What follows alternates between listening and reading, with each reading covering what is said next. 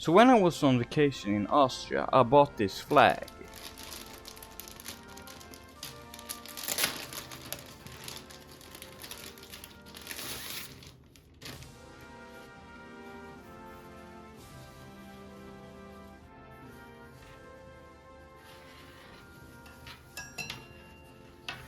The cool Austrian flag.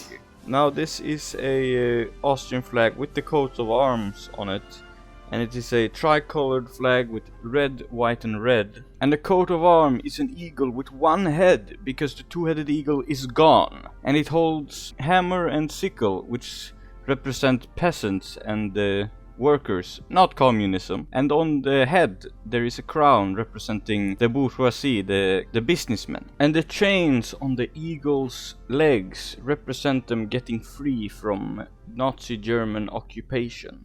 And if you like this video, maybe you want to watch this video about Slovakia.